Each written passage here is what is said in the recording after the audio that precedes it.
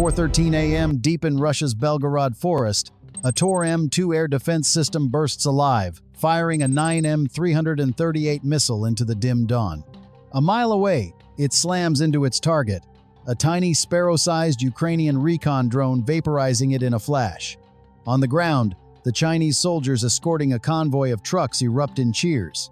They believe the danger is gone, convinced they've neutralized the only threat nearby.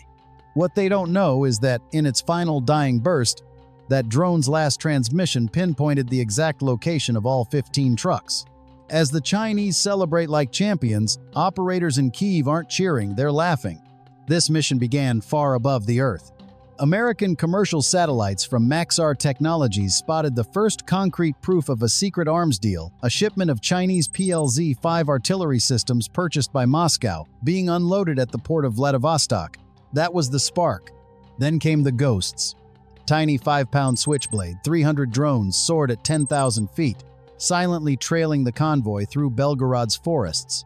Their encrypted feeds streamed perfectly via Starlink, while Ukrainian AI analyzed every radio signal, locating the command vehicle and even predicting where drivers would stop for coffee. This convoy carried the first batch of a multi-billion-dollar deal with Beijing, the very weapons Moscow expected to use to crush Kyiv's defenses and shift the war's balance. If Ukraine failed, a city would fall. But Ukraine's answer wasn't from a manual, it came from raw determination to reclaim every inch of its homeland. At 4:15 a.m., inside a modified M113 hidden 5 miles away, an operator steadies his hands, flips a switch, and releases 25 FPV drones, each armed with a 2-pound shaped charge. They don't fly straight. They don't move in formation. They scatter chaotically, following a new strategy called the Phantom Swarm. Their paths mimic a flock of birds, unpredictable and erratic, pure psychological warfare aimed not at men, but at a computer. The Tor-M2, built to destroy jets and missiles flying predictable paths, is fooled completely. To its radar, the drones look like a cloud of butterflies. The system marks them as harmless clutter. For a moment, the plan works flawlessly. Then static rips across the operator's screen. He recognizes that interference instantly, an Orlan 1-0 drone. It's not just observing, it's jamming. The hunter has become the hunted, and if that Orlan triangulates his swarm, the mission will end in fire within 10 seconds. But the Orlan's operator isn't a machine, he's a professional. His instincts scream something's wrong. These signals move like birds, but with intent. He bypasses the AI's filters and radios the Spetsnaz commander on the ground. The Russian response is swift and brutal. A Spetsnaz team deploys an LPD-801 anti-drone gun, a weapon that kills silently with invisible energy. A focused beam slices through the night, and 2 miles away, 3 Ukrainian FPV drones drop like stones, their video feeds dead. Inside the M113, the operator feels a gut punch as 3 of his screens go dark. "We've lost 3!" he shouts, adrenaline spiking. The illusion of the Phantom Swarm is broken. The convoy commander reacts instantly, barking orders to move. Massive trucks loaded with Chinese artillery roar to life, pushing 40 miles per hour through the dark forest. His second command launches 2 more Orlan 10 seconds into the air, expanding the search grid. The element of surprise is gone. The drones are no longer ghosts, they're declared targets. Worse, the Spetsnaz are now hunting the signal itself. Every second the M113 transmits, it screams its position into the night, and the Cornet missiles are waiting to strike. At 4:17 a.m., the operator doesn't try to hide, he changes the game. He activates the Echo Trap, a tool that listens to the Orlan's frequency, records it, and sends back a perfectly timed delayed echo, creating chaos inside the Russian system. The Orlan becomes lost in its own echo, its navigation confused, believing the Ukrainian swarm is miles away. Russia's eyes in the sky are blind and deaf. But this was only the diversion, the real strike is about to begin. With the lead Orlan hopelessly confused, the M113 operator initiates Phase 2 of the counterstrike. A side panel slides open, and a Switchblade 600 loitering munition launches skyward. Weighing 50 pounds, this silent predator climbs to 15,000 feet, using its thermal optics to lock onto the Orlan's engine heat. For 30 seconds, the Orlan circles aimlessly, unaware that death is diving from above. The impact is catastrophic. A 10-pound warhead obliterates Russia's prized reconnaissance drone. It's a flawless tactical victory for Ukraine, but on the ground, Spetsnaz troops watch their eye in the sky vanish in fire. They no longer need a drone to tell them where the enemy is, they already know. The Ukrainians are close and heavily armed. The hunt is over. The kill begins. Kornet missile launchers are ready, aimed into the darkness, waiting for movement. Furious after losing their drone, the Spetsnaz commander calls in a monster from a nearby airbase, the Ka-52 Alligator. This 12-ton attack helicopter, armed with Vickers missiles that kill from 7 miles away, takes off with a single purpose: find the source and erase it. The Alligator doesn't search long. Its thermal imaging system cuts through the forest canopy, hunting for one thing: the M113's engine heat. From 5 miles out, the pilot locks on. On his display, a faint rectangular glow stands out like a bonfire. Inside the M113, the Ukrainian operator still savors the victory over the Orlan until his world explodes in a piercing electronic scream. A red warning icon flashes wildly.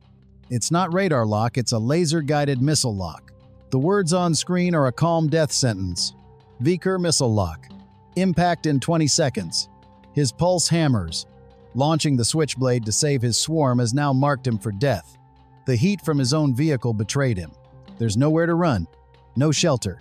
The operator is a sitting target, while a tank-killer missile races toward him at over 130 miles per hour. His hands fly over the console not to flee, but to fight back. A canister launches from the roof with a sharp hiss, soaring 500 feet before detonating not with fire, but with a shimmering aerosol cloud. This is the Smoke Phantom, a decoy hotter and brighter than the M113's own engine. To the missile's primitive heat-seeking brain, the Phantom looks irresistible. It veers off course and plunges straight into the decoy. A blinding flash lights up the forest as the missile explodes harmlessly. But the Alligator still circles above, ready to strike again. The Ukrainian operator launches his true weapon, a modified FPV drone armed with an experimental EMP charge. Its mission, a desperate David versus Goliath gamble, is to fly straight into the jaws of the helicopter on a suicide run. On the Ka-52's display, the tiny drone appears as a meaningless blip. The pilot ignores it, focusing on lining up his cannon. The Ukrainian operator doesn't need a direct hit, just proximity. As the drone nears, he triggers the detonation. Inside the Ka-52 cockpit, the world dies in silence. A wave of electromagnetic energy floods the aircraft. Screens flash with chaos, then go black. Every system targeting, navigation, weapons instantly fried. The pilot is left flying a 12-ton brick through the dark. The billion-ruble war machine is crippled. The pilot does the only thing he can. He turns back, limping toward base. The biggest threat is gone. The skies are now clear, and the path to the convoy lies wide open. At 4:21 a.m., cramped inside the M113, the operator stares at his screen. 22 drones remain, circling in a perfect orbit. He exhales, presses the final command, and unleashes them all. The swarm collapses inward and dives at 120 miles per hour. Their targeting systems lock on to the weakest point of every truck, the fuel tanks. The first impact isn't dull but sharp. A 2-pound-shaped charge pierces 4 inches of steel. For a fraction of a second, nothing, then a blinding flash and the roar of 600 gallons of diesel exploding. Ukraine just threw the most expensive fireworks show in Belgorod's history. The $70 million Chinese weapons convoy was the guest of honor.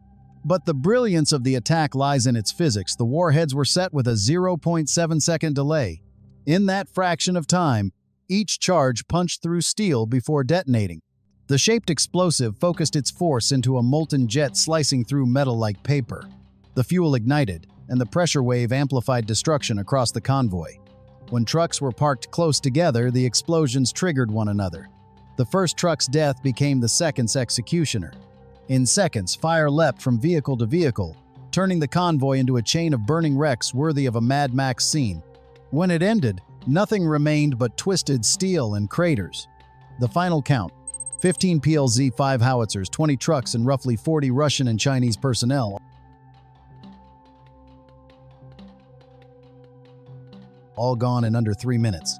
Hours later, a Maxar satellite confirmed it. From above, the imagery revealed a field of scars, the largest crater 35 feet wide, exactly where Ukrainian intelligence predicted.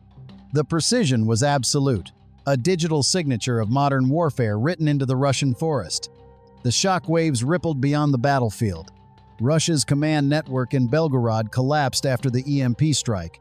For 72 hours, that sector went dark. Without the promised Chinese artillery, their advantage in Kharkiv vanished overnight. In Moscow, fear replaced pride. Commanders quietly questioned the reliability of their new Chinese weapons machines turned to scrap before firing a shot. The invincible myth was gone.